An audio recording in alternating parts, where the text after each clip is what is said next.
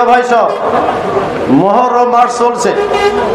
মুহররমের ইতিহাস, হযরত ইমাম হুসাইন খেলাফতের পক্ষে ইয়াজিদ বাহিনীর বিরুদ্ধে লড়াই করে জীবন দিয়েছে, কিন্তু আত্মসমর্পণ করে নাই, ঠিক কিনা? এই দেশে ইসলাম কায়েমের জন্য, খেলাফত প্রতিষ্ঠার জন্য সমস্ত ইসলামী দলগুলো আজকে ঐক্যবদ্ধ হয়েছে। এই দেশে আগামী নির্বাচনে ইনশাআল্লাহ ইসলাম বিজয়ী হবে ইনশাআল্লাহ।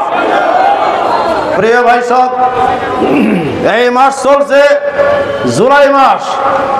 ৩৬শে জুলাইয়ের ইতিহাস আমাদের জানা আছে।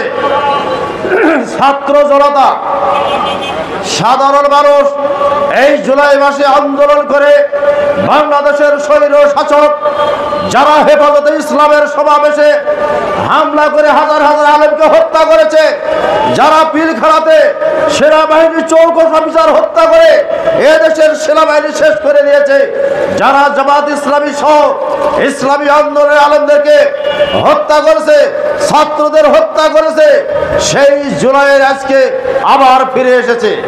এই জুলাইয়ে শপথ গ্রহণ করতে হবে সমস্ত হত্যাকাণ্ডের বিচার করে ওই স্বৈরাচারী কোন দল যেন আর ভবিষ্যতে ক্ষমতা আসতে পারে তার ব্যবস্থা করতে হবে, ঠিক কিনা? প্রিয় ভাই সব, এই যে আগামী নির্বাচন, এই নির্বাচনের পিয়ার পদ্ধতিতে সুষ্ঠু নির্বাচনের মাধ্যমে এই সুষ্ঠুভাবে নির্বাচন করতে হবে।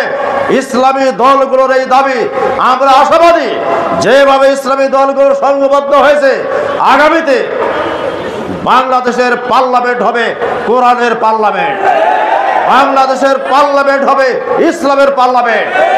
ওইসব স্বৈরাচার লুটেরা চাঁদাবাজদের আর রাজত্ব থাকবে না ইনশাআল্লাহ। সবাইকে ধন্যবাদ। আসসালামু আলাইকুম ওয়া রাহমাতুল্লাহ।